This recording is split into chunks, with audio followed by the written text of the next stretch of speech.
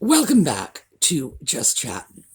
And this is the series of videos we do on Thursday and Sunday evenings just for our own entertainment.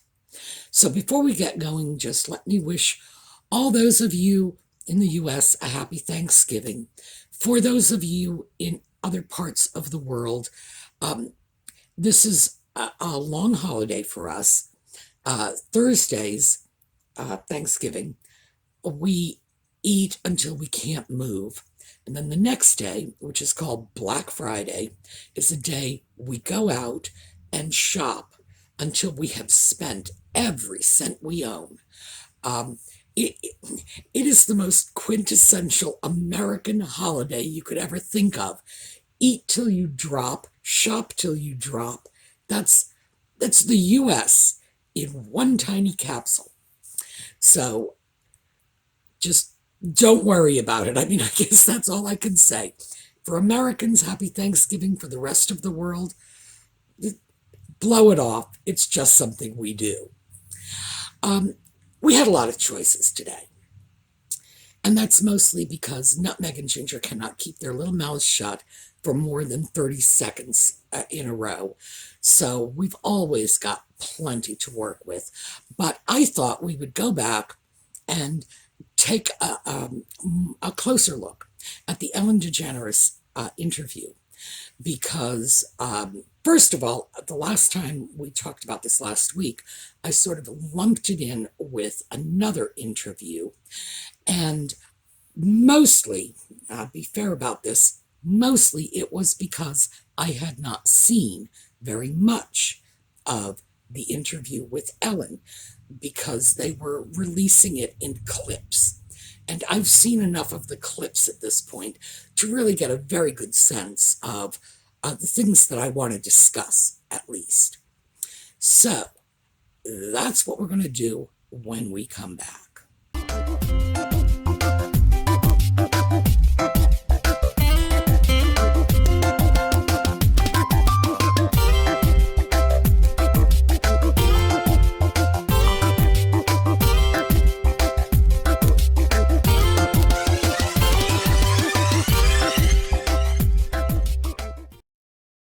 So I found the Ellen interview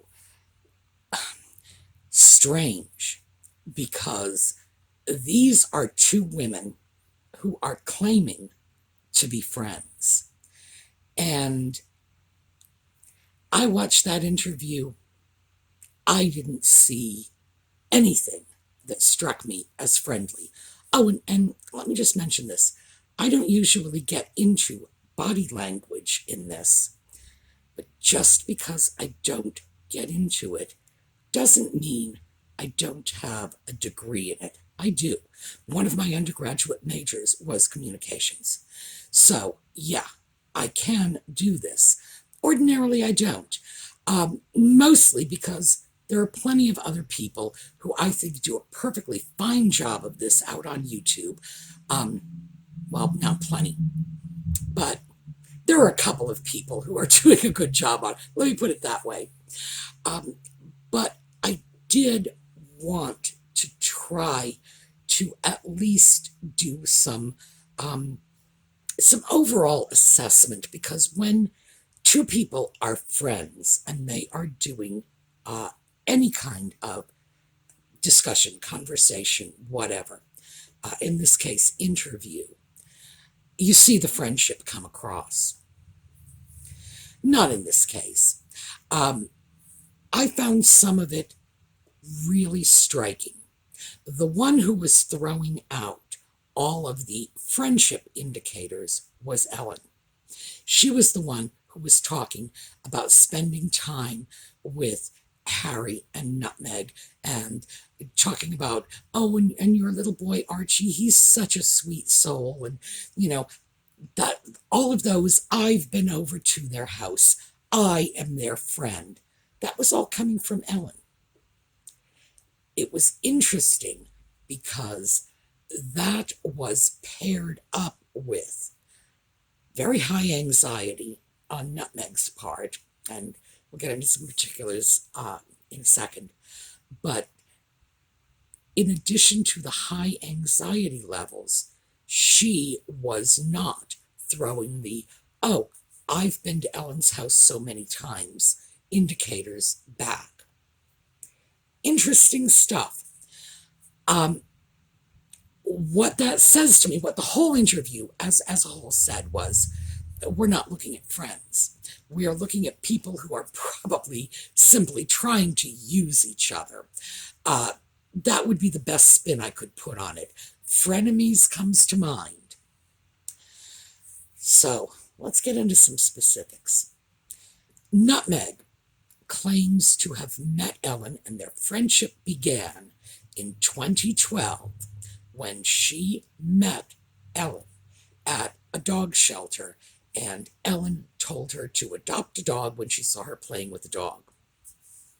And Ellen has come out publicly more than once saying she has absolutely no recollection of that. Now, at first blush, when something like that happens, you say, well, Ellen was the star at that point.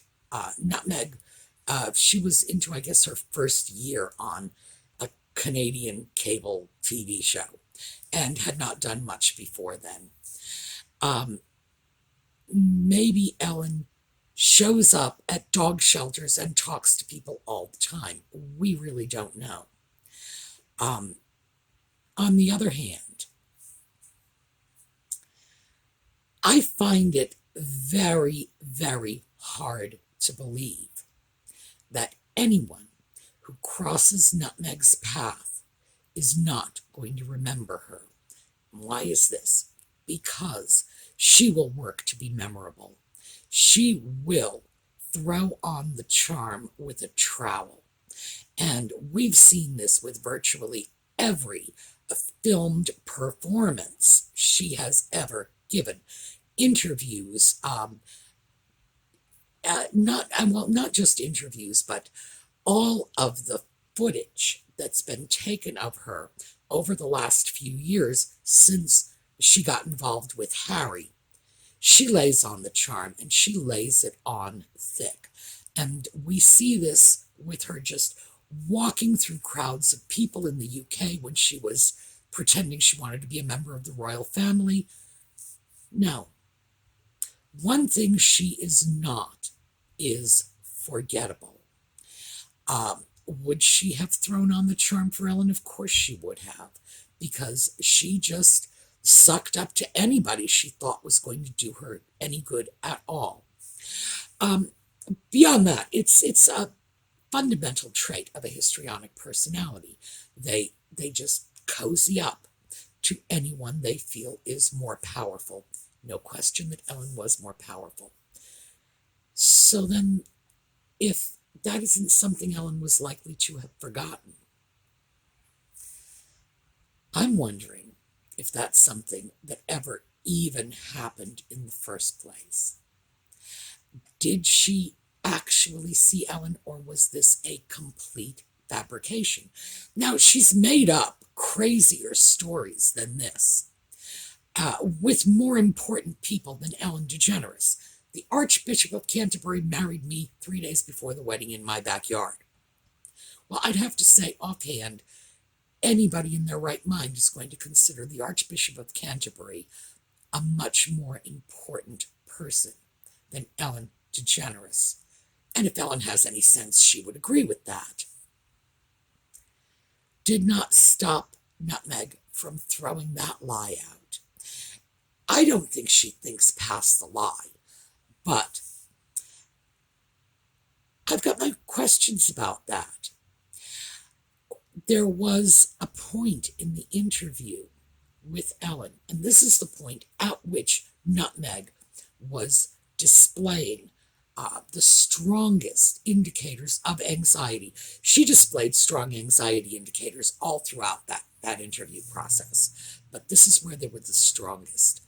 As soon as Ellen mentioned that whole dog shelter episode, Nutmeg practically jumps out of her chair. She had been sitting back, looking relaxed, and immediately she hunches forward, just hunches her shoulders up, and engages in a few of her typical stress behaviors, and she has them. She pulls her hair out of her face. She does it like this, in a way that hides her face. She touches her face. She covers her face. She is someone who, when she is stressed, when she is upset, when she is lying, when she believes her physical display of emotion is not going to match the reality of the emotion that she's feeling, she covers her face. And we've seen her do it enough in enough different situations to be able to say this is a stress response. The reason that's important, by the way, is we all have like weird things we do. Me, I pull my hair out of my eyes because my bangs are too long. They really are. Look at that. I absolutely need to get my hair cut, but I never do it as often as I should. So, yeah, I'll do the same thing. Is it because I want to hide my face? No. Other times people will, bite their nails or put their hands in their mouths. Sometimes it's nothing more than a habit they've developed over the years. So this is one of those things that when you start to assess people's body language, you need a huge corpus of material to work from, a large selection of film or in-person observations of the individual under a variety of different circumstances so that you can weed out the casual habits or the, I'm having a bad hair day, so I'm tugging on my hair, whatever, and see what behaviors are consistently used by this person when they're lying, they're nervous, they're stressed, they're scared, etc. Worst stress behaviors that came from Meghan came from her when Ellen raised that issue. There was a lot that Ellen did that almost seemed pointedly, I don't want to go so far as to say sadistic, but other people have. So I'm not going to say that I don't agree with it. But what I'm going to say is I don't want to use the S word. There were a lot of points in that interview when it was clear Nutmeg was becoming uncomfortable, and Ellen was just 100% fine with this. This is one of them. She moved in. Anyone could tell Nutmeg was stressing really, really badly. If you have the opportunity to watch it, watch. As soon as Ellen introduces that topic, Nutmeg's entire affect changes.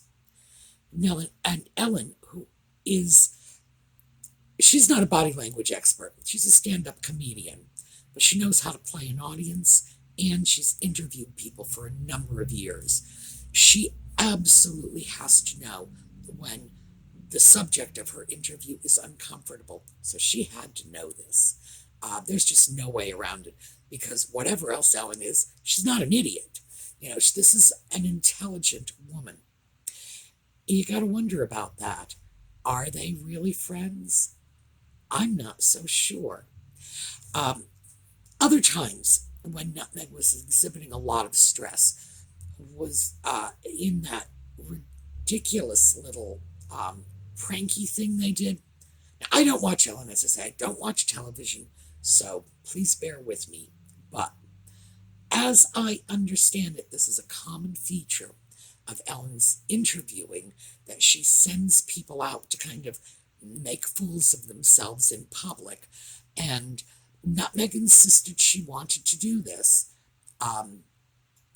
No telling whether or not that's true, because who knows? It could be Ellen said, I'll give you the interview if you do this.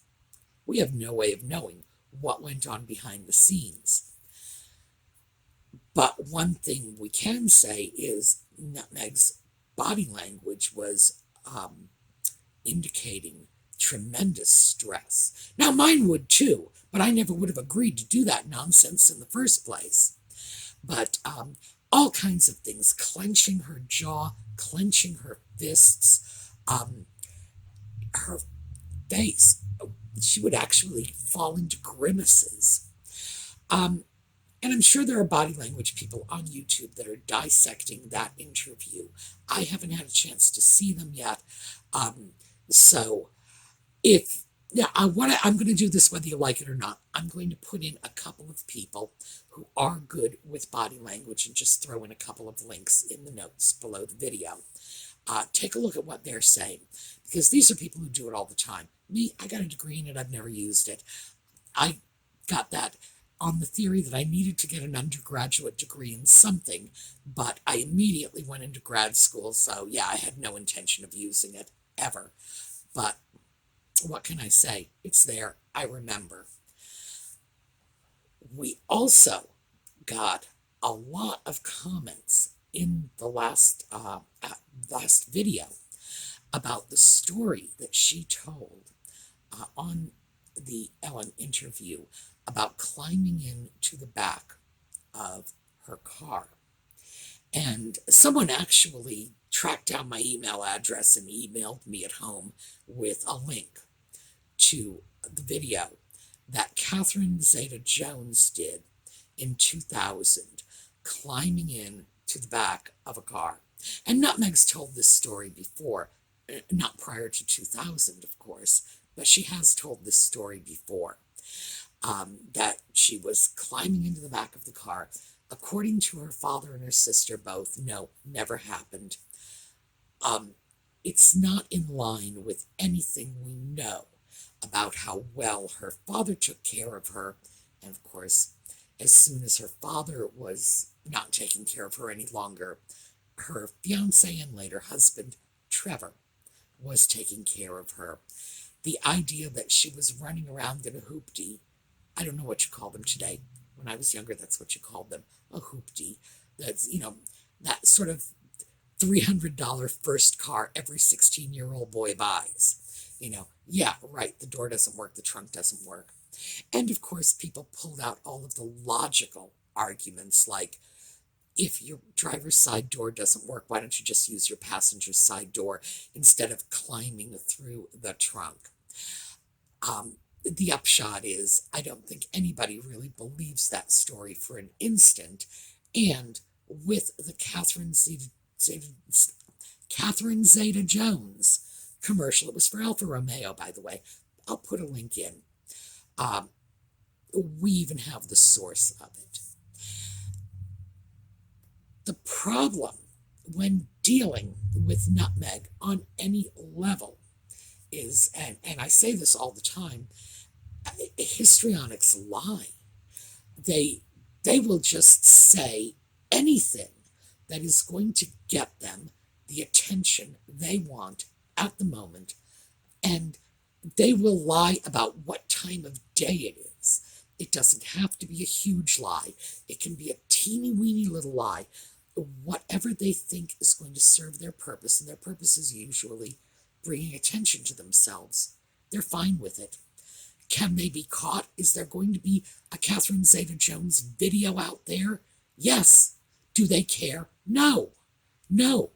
Because they don't ever think past the moment. And the moment being, I'm telling a story, you're going to respond to me, I'm going to get the attention. Because this is a personality disorder, they can't leap that hurdle and say to themselves, I can't do this, I'll be caught. People will think I'm a liar, or I'll make a fool of myself, or somebody is going to have to contradict me. And no, they just can't do it. They get there, and it's like, my cat knows he will get in trouble if he trashes around the house chasing a mouse. He knows. If a mouse shows up, he's going to trash around the house chasing that mouse. because he is not capable of stepping beyond that immediate stimulus. And in that sense, Meghan's in the same boat. She really is. So, what do I think is going on? I think we certainly had one fabricated story. That's the whole car thing. We may have had another fabricated story. This alleged meeting between her and Ellen DeGeneres back in 2012 at an animal shelter. I would say I would put the odds at about maybe 70% that it never happened, because I cannot believe Ellen would not have remembered her, because I cannot believe Nutmeg would have not totally love-bombed her, which is just what she does with people she perceives could be useful to her. In which case, how could Ellen not have remembered that? Especially since they are alleging this long-standing friendship that apparently began in 2012 and continues to this day. Who doesn't remember how and when they met their closest friends? Really? So, yeah, I question that. Let me just, because I've got a couple of articles that I pulled to see if we could throw a little more light on this.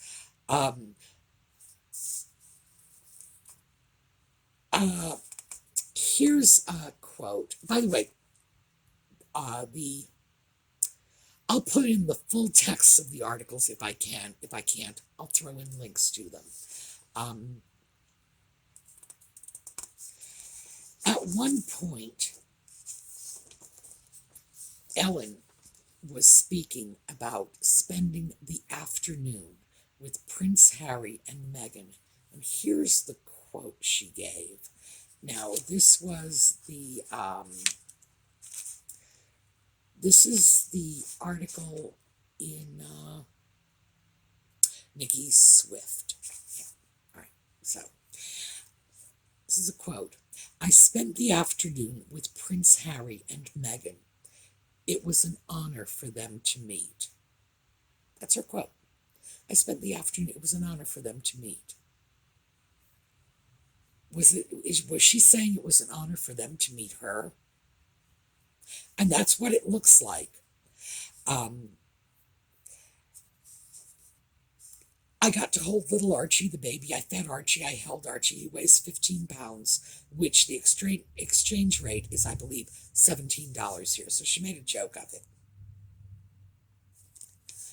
I have to tell you, that's weird, too. Another article here, and this is entitled, Ellen Brutally Mocked Meghan Markle and Confessed She Doesn't Remember the Story of Meeting.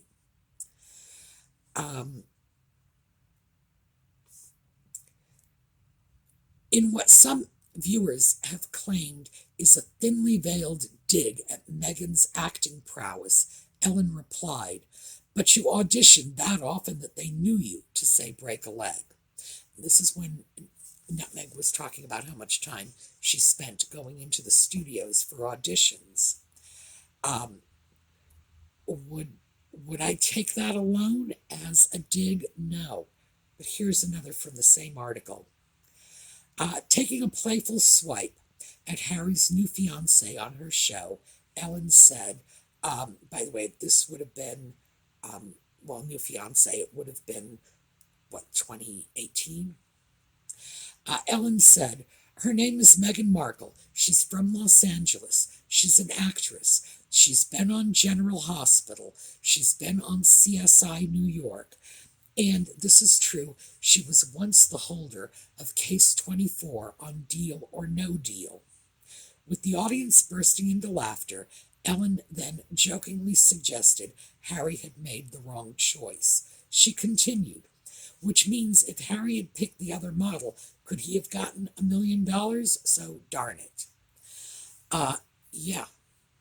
Apparently she has quite the little history of sniping at Nutmeg.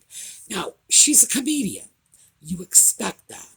Um, Comedians, my gosh, comedians make fun of their children, their spouses, you know, everybody. Everything is grist for the mill when you're in any kind of relationship with a comic. But when you start to look at this, no. I have to say, it very much looks like Ellen really is taking shots at her.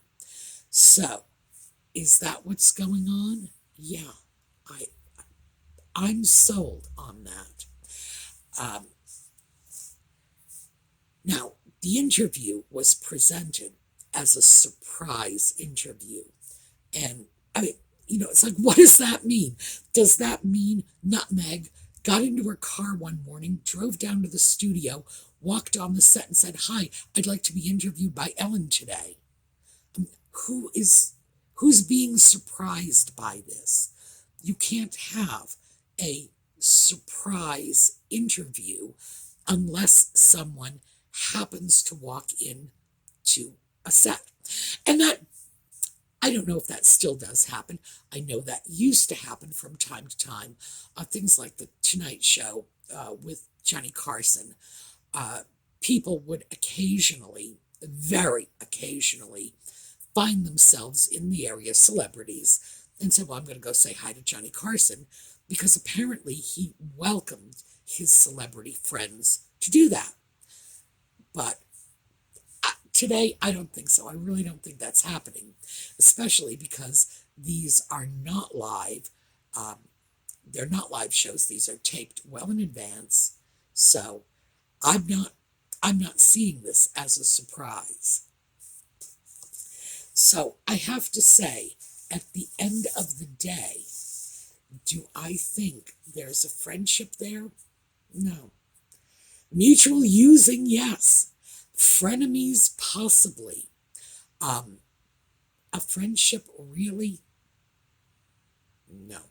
Didn't get any indication of that. None. None of the ordinary things that you or I would display if we were spending an hour talking with a friend. Not even a really close friend, just a casual friend. No. Seeing large amounts of anxiety from Nutmeg, and immediate shifts too. She would be relaxed, and suddenly just hyper tense and anxious. Certainly, Ellen didn't take it easy on her when she sent her off to do all those ridiculous little stunts.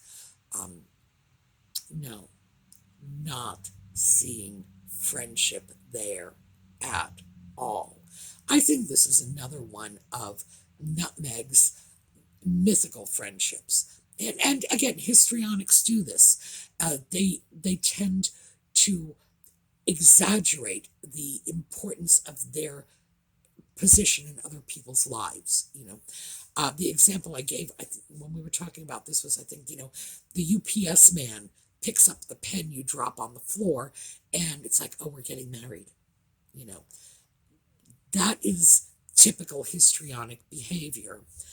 And with Nutmeg, it cuts both ways. She clearly thinks she is more important to people than she is in their life. And she equally encourages other people to believe they are more important to her. And we know this, well, we know this from the way she treats her family, but we know this from the fact that she ghosts people and they don't even know what's happened. They think everything's fine, and suddenly she's not taking their calls. So we know that she doesn't know the difference between a friend and a stranger, because obviously, if she could treat her father like a stranger, how does she even know what a stranger is? I have to say, at the end of the day, I thought it was a very revealing interview.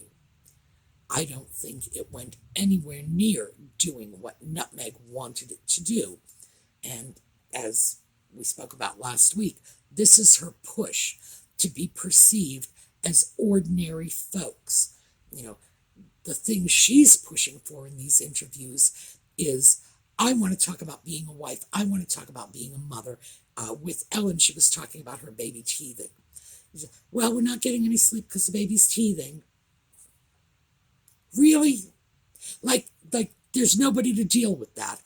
This is like that miscarriage article she wrote claiming that she's the one who feeds the dogs, makes the breakfast, picks up the crayons, changes the baby. The woman has a home with 16 bathrooms, and we're supposed to believe she picks up the crayons off the floor? Come on. So, no, I don't think it went anywhere near doing what she was hoping it would do, which is position her as regular folks in the eyes of middle America. But I do think it was revealing in terms of her relationship with Ellen DeGeneres. All right. We will pick up on one of the many other things, because boy, they've just exploded lately. Many other topics we've got on Sunday.